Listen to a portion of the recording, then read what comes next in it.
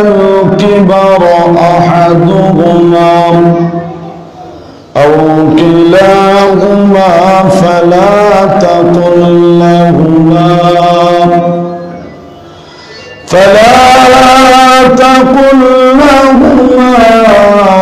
أف ولا تنهرهما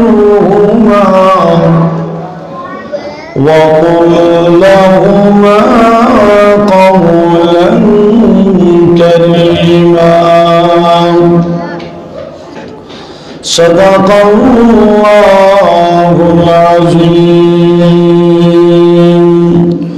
وصدق رسوله النبي الكريم ونحن على ذلك لمن الشاهدين والشاكرين والحمد لله رب العالمين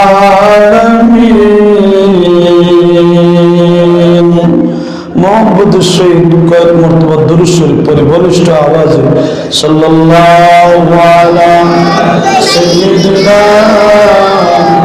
व मौलाना मुहम्मद व अला आलिहि व अस्हाबिहि व सल्लम सल्लल्लाहु अलैहि سيدنا ومولانا محمد وعلى آله وأصحابه وسلم بلغ العلا بكماله كشف الدجى بجماله حسنت جميع خصاله صلوا عليه رخسار سے برقع کا ذرا پردہ اٹھا دو رخسار سے برقع کا ذرا پردہ اٹھا دو للہ مجھے حسن خدا داد دکھا دو للہ مجھے حسن خدا داد دکھا دو اے بحر کرم صدقہ حسین بن علی کا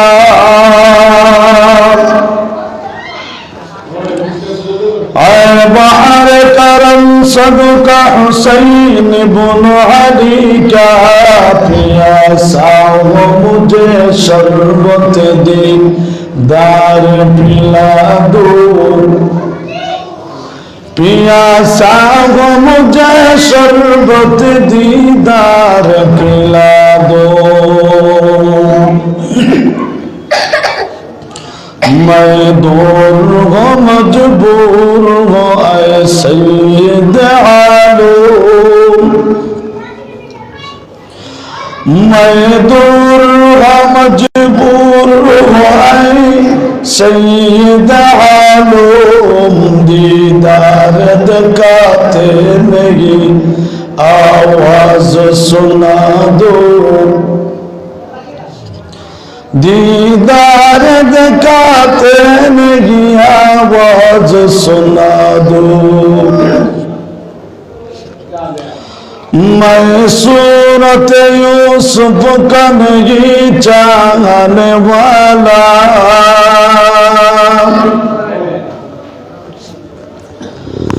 میں صورت یوسف کا نہیں چاہنے والا میں قیس کے مانند نہیں عاشق لیلا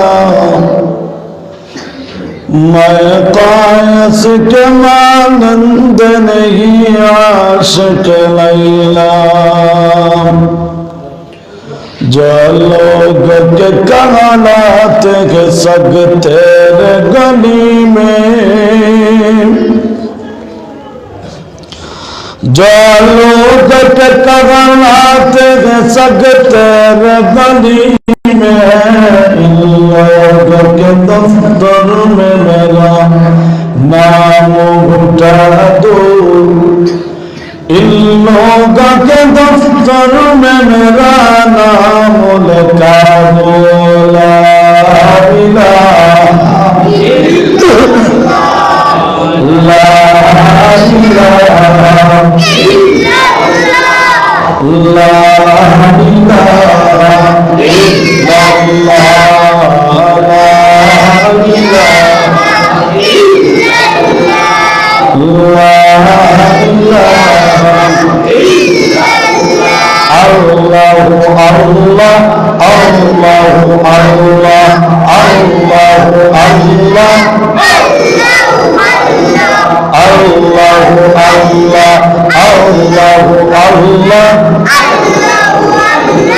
Subhanallah walhamdulillah, subhanallah walhamdulillah, la ilaha illallah, la ilaha illallah, la ilaha illallah, la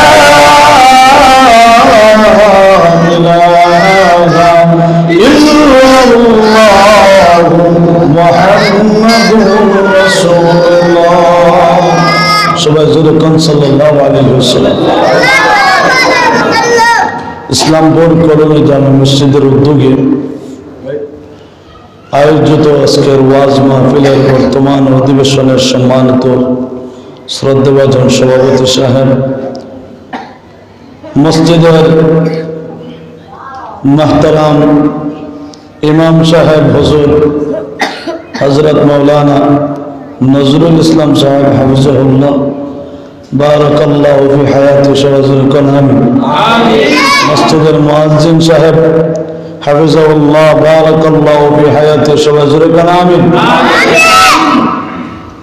আমন্ত্রিত হযরত উলামায়ে কেরাম, উপস্থিত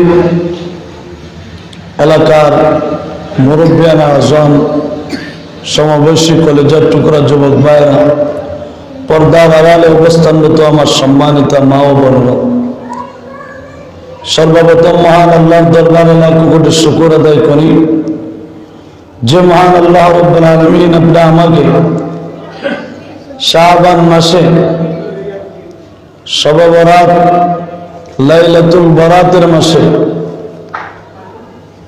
আল্লাহ তাআলা দ্বীনি মাহফিল, কোরআনের মাহফিল, উলামায়ে কেরামদের মজমায়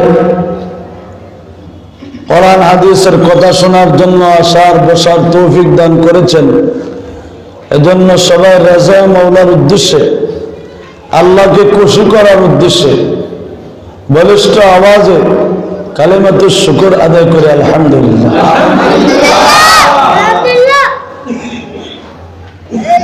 দুনিয়ার সমস্ত মজলিস থেকে কোরআনের মজলিসটা হলো উত্তম। দুনিয়ার সমস্ত মজমা থেকে কোরআনের মজমা হলো উত্তম। আবার দুনিয়ার মধ্যে সবচেয়ে শ্রেষ্ঠ জায়গা হলো মসজিদ। দুনিয়ার জমিনে এমন কোন জায়গা নাই যা মসজিদ থেকে শ্রেষ্ঠ, বরং দুনিয়ার সমস্ত জায়গা থেকে শ্রেষ্ঠ জায়গা হলো মসজিদের জায়গা। আল্লাহ তাআলা আপনি আমাকে শ্রেষ্ঠ মজলিসে, শ্রেষ্ঠ জায়গা মসজিদে আসার বসার তৌফিক দিয়েছেন। শ্রেষ্ঠ কিতাব মহাগ্রন্থ আল কোরআনের ওয়াজ বয়ান তাফসীর শোনার সুযোগ দিয়েছেন। শ্রেষ্ঠ বাণী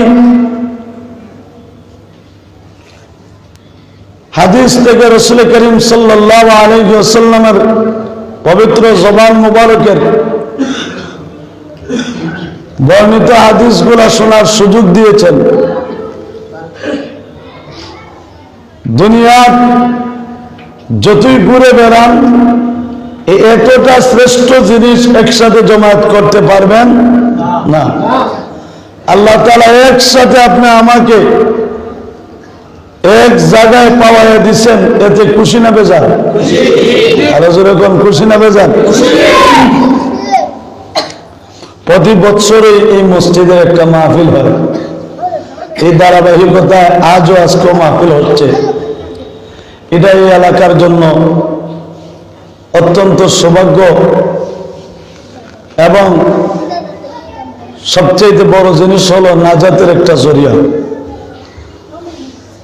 ওলামায়ে কেরামরা আসবেন বিভিন্ন জায়গা থেকে, তাদের কদম যদি আপনাদের এলাকায় পড়ে, কোন আল্লাহর ওলি, কে আল্লাহর দরবারে মকবুল কেউ জানে না, ওই আল্লাহর ওলির যদি কদমটা পড়তে পারে এই ইসলামপুরে একটা জলসার উসিলায়, তাহলে আল্লাহ তাআলা ইসলামপুরের মাটিকেও শ্রেষ্ঠ করে ফেলবে।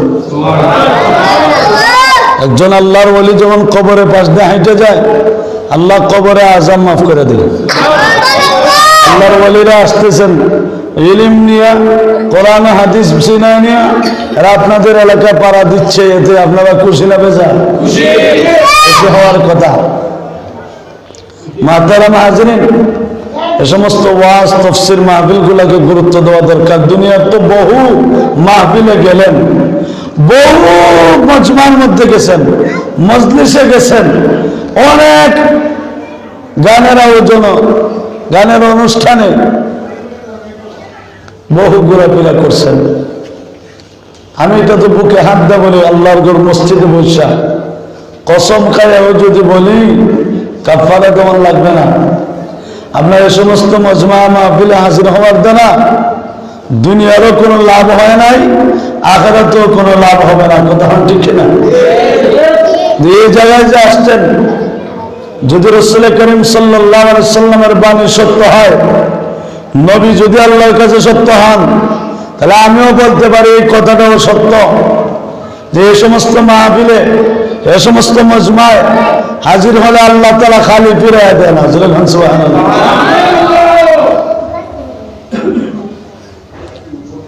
দুনিয়ার যত বড় বড় মাহফিলে যাও, যত বড় বড় মজমার মধ্যে হাজির হও, কোন মাহফিলের কোন মজমার মাধ্যমে আল্লাহ তাআলা তোমাকে কখনো ঘোষণা দিবে না, বান্দা গানের মাহফিলে হাজির হলে আমি আল্লাহ তোমার তামাম জিন্দেগির গুনাহ মাফ করে দেব। আল্লাহ কোনদিন বলবে না ওরসে গেলে তোমার গুনাহ মাফ হবে, যাত্রায় গেলে তোমার গুনাহ মাফ হবে, এটা কখনো আল্লাহ বলবেন না। কোরআন ও হাদিসে কখনো আল্লাহ এবং আল্লাহর রাসূল বলেন নাই। কিন্তু যেই মাহফিলে এসে হাজির হয়েছে, আল্লাহ নবী ডেকে বলেন, ও মায়ের উম্মত, এই মাহফিলে বৈশা যদি তোমরা তোমাদের জীবনের সব গুনার উপরে লজ্জিত হও, আখেরে মোনাজাতে যদি হাত উঠাও, আর আমি আল্লাহর দরবারে যদি তওবা করো, আমার নবী ডাক দেখো, ও মায়ের উম্মত, এই মজমার মধ্যে তওবা করতে দেরি হয়, মান আল্লাহ বান্দার তওবা কবুল করতে দেরি করে না। জিকিরের মাহফিলে মজমায় বসে, জিকিরের মাহফিলে বসিয়াম গোলামরা যখন আল্লাহর দরবারে দুটা হাত উত্তোলন করে ডাকবে, প্রভু সারা বৎসর তোমার নাফরমানি করলাম, সারা বৎসর তোমাকে নারাজ বানাইলাম, আল্লাহ তুমি, আমি জানি তুমি আমার উপরে বেজার, প্রভু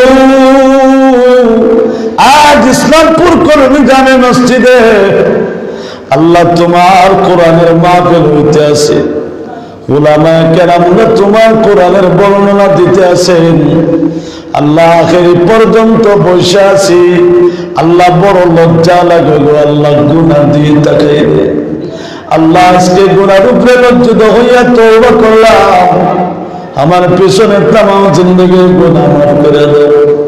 আল্লাহ নবী ডেকে বলেন, ও মায়ের উম্মত, তুমি চোখের পানি ছাড়িয়া তওবা করিয়া আল্লাহর দরবারে যদি কান্দো, তোমার চোখের পানি নাকে ডগায় আসার আগে আগে মহান আল্লাহ ঘোষণা দেয়, ও বান্দা আমি তোমার পিছনে তামাম জিন্দগির গুনাহ আমি আল্লাহ রব্বুল আলামিন এই মুহূর্তে মাফ করে দিলাম।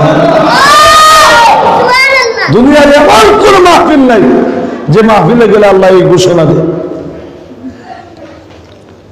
এজন্য ভাইয়ের আমার, ইসলামপুর এত সব মানুষ না, আরো আছে, আওয়াজ যত দূর যাইতে আছে, মাহফিল না আর ওয়াজ নিয়ে দুনিয়ার যায় জামালা দেখাইয়া আপনি এই বরকতপূর্ণ একটা মজলিস থেকে মাহরুম হইয়েন না। যত দূর আওয়াজ যাইতেছে মেহরবানি করে চলে আসে। ভাইরা আমার, মাহফিলে আসলে মজমা আসলে লাভ না ক্ষতি? লাভ না ক্ষতি? এই লাভটা বুঝাই দিলাম। আমি আয়াতে কালিমা তেলাওয়াত করছি। এই আয়াতের মধ্যে আল্লাহ তাআলা প্রথম অংশে আল্লাহর অধিকার এবং হকের কথা বলেছেন, দ্বিতীয় অংশে আল্লাহ তাআলা মা এবং বাবার হক এবং অধিকারের কথা বলেছেন। জোরে বলেন সুবহানাল্লাহ। এই জায়গার মধ্যে কেউ কি এমন আছে যে মা বাপ ছাড়া দুনিয়াতে আছেন? কেউ থাকলে হাত উঠান, আপনারা দেখতাম আমরা। আসেন কেউ মা বাপ ছাড়া দুনিয়ার আসেন? আমরা সমাজে দেখবেন যে ছেলে বেশি উল্টা পাল্টা করে, একজনকে গালি গালাজ করে অনর্থক, তাহলে আমরা তার জন্ম ঠিক নাই। আমি একদিন জিজ্ঞাইলাম জন্ম ঠিক নাই মানে কি? মা বাপ মার পেট থেকে স্বাভাবিকভাবে যেভাবে মানুষ জন্ম নেয়, হে তুই রকমের জন্ম নিছে, জন্ম ঠিক নাই তো বোঝা হলো বেড়াছেরা আছে। আমরা তার বাপের পরিচয় নাই, দেখো বাপের পরিচয় নাই, এটারে হয় জন্ম ঠিক নাই। আমি বললাম মা বাপের যদিও পরিচয় নাও থাকে, কিন্তু বাপ তো একজন আছে, হয়তো তুমি চিনবে না, আমি হয়তো চিনি না, কিন্তু বাপ তো একজন। দুনিয়ার জমিনে গুলাম মালাউন যদিও জন্ম নেয়, একেবারে যেটা আমরা মনে করি যারও সন্তান, যারও সন্তান, এর বাপের পরিচয় নাই। এরপরও এটা ইলমর ভিতরে জানার ভিতরে মাথার মাঝে এটা থাকে যে বাপ একটা আছে। আমার কথা বুঝাইতে পারছি না? তাহলে একটা যারও সন্তান বাপ ছাড়া মা ছাড়া দুনিয়াতে এসে, তাহলে দুনিয়াতে আসার একটা মাধ্যম হইল মা এবং বাবা, মা এবং বাবা, মা এবং বাবার মাধ্যমে দুনিয়াতে আসে। আল্লাহ তাআলা মানুষকে সৃষ্টি করেছেন, করার পর বলছেন ওয়ামা খালাকাতুল জিন্না ওয়াল ইনসা ইল্লা লিয়াবুদুন।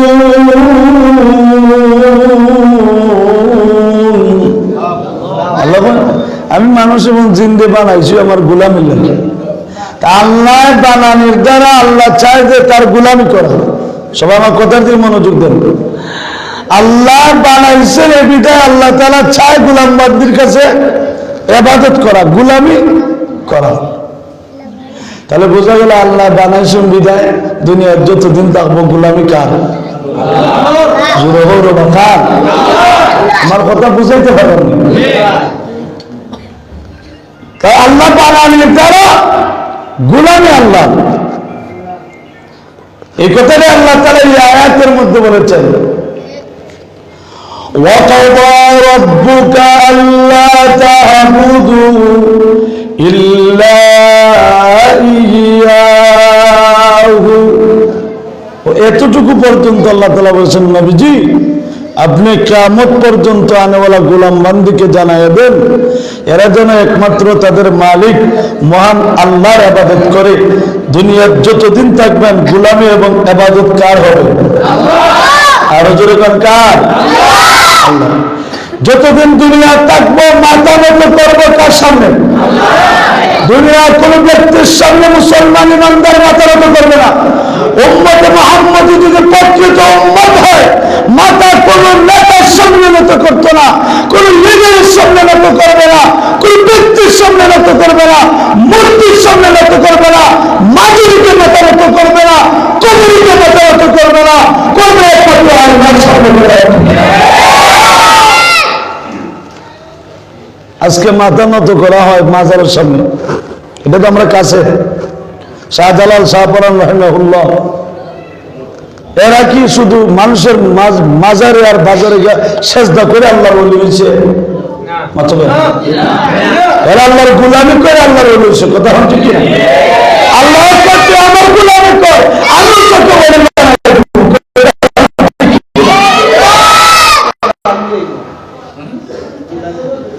আল্লাহু আকবার। মাজারে গিয়ে মাথা নত, আমার স্বচক্ষে আমি দেখছি, আমার দুইটা নয়ন সাক্ষী, মিশা না, আল্লাহর ঘর মসজিদ, আমার দুইটা নয়ন সাক্ষী। আমি স্পষ্ট শাহজালাল রহমতুল্লাহ আলাইহি মাজার যখন আমি সর্বপ্রথম আমার জীবনে ফার্স্ট দেখি, আমি আইসি শাহজালাল রহমতুল্লাহ আলাইহি মাজার দেখার লাগি। এসে দেখলাম একজন মহিলা আমার সামনে, শাহজালাল রহমতুল্লাহ আলাইহি দেয়াল টস হইতেছে কবরের, আর ফের টস হইতেছে না। নাউজুবিল্লাহ পারি দিয়ে বলুন, আরো কি রেহান নাউজুবিল্লাহ। আমার লোকের ক্লাসমেট একটা আসলাম, ও দেখছো তুমি খেলা কি দা হলো, ওই দেখ কি কোন পূজা চলতেছে, এসা দেখে বেটি বালাই তোমার ওয়াশ করতেছে, মাজার ছয় ওয়াশ করে, মাজার ছয় ওয়াশ করে। কিছুক্ষণ পরে দেখলাম মহিলাটা সেজদা চলে গেছে। অথচ আল্লাহ বলেন وَقَضَى رَبُّكَ أَلَّا تَعْبُدُوا إِلَّا إِيَّاهُ। আল্লাহ রাব্বুল আলামিন বলেন, ওগো বিশ্ব পয়গম্বর, ওগো আমার হাবিবে কিবরিয়া, সমস্ত উম্মতকে জানায় দেন, দুনিয়ার যতদিন অবস্থান করবা ততদিন মাথা একমাত্র আমি আল্লাহর সামনে নত করবা। রে পৃথিবীর মানুষ, ইবাদত এবং গোলামি যদি করতে হয়, একমাত্র মহান আল্লাহর গোলামি এবং ইবাদত হবে। যদি আমার মাথা কপাল ললাট লাগাইতে হয়, আমার আল্লাহর কুদরতি পায়ে লাগাবো। দুনিয়ার যতদিন থাকবে একমাত্র আল্লাহর গোলামি চলবে। দুনিয়ার কোন মূর্তি পূজা, কোন মূর্তির ইবাদত চলতে পারে না, সূর্যের ইবাদত চলতে পারে না,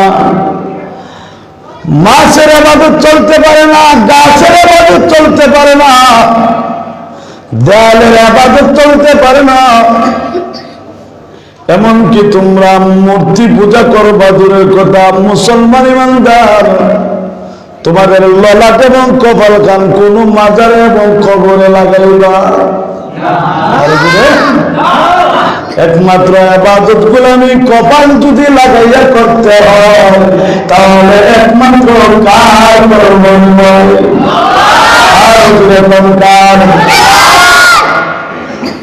কারণ আল্লাহ মানুষকে বানাইছেন তার ইবাদত। এতটুকু পর্যন্ত আল্লাহ তাআলা ইবাদতের কথা বলছেন। এটা কার ইবাদত? এই আয়াতের পরের অংশে বলেন ওয়াবিল ওয়ালিদাইনি ইহসানা,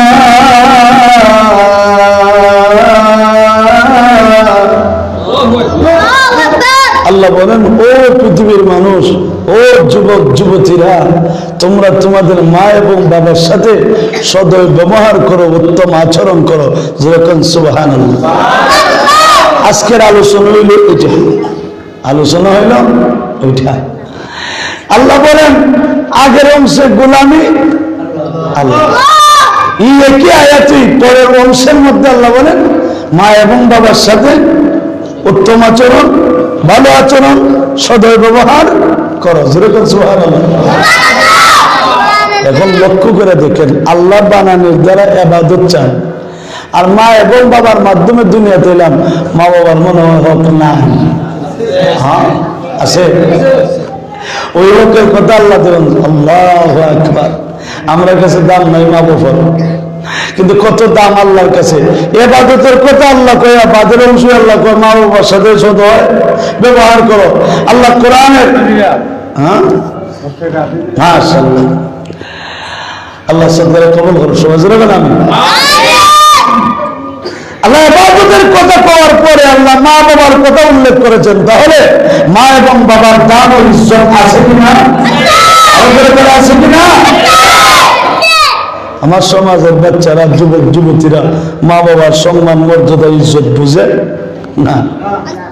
অথচ আল্লাহ তাআলার কাছে কত দাম, যে আল্লাহর ইবাদতের সাথে মা বাবার কথা আনছেন। কোরআনের বহু জায়গার মধ্যে আল্লাহ তাআলা তার ইবাদতের সাথে, মা তার গোলামির সাথে, তার হক এবং পাওনার সাথে মা এবং বাবার হক, মা এবং বাবার পাওনা, মা এবং বাবার অধিকার, মা এবং বাবার কথা উল্লেখ করেছেন। আজকে মা বাবার দাম আমরা সমাজে নাই। আজকে সন্তানরা মা বাবাকে সম্মান করেনি। হ্যাঁ, আজকে তো বাচ্চারা মা বাবার কথাও শুনে না, মা বাবার কথাই শুনে না।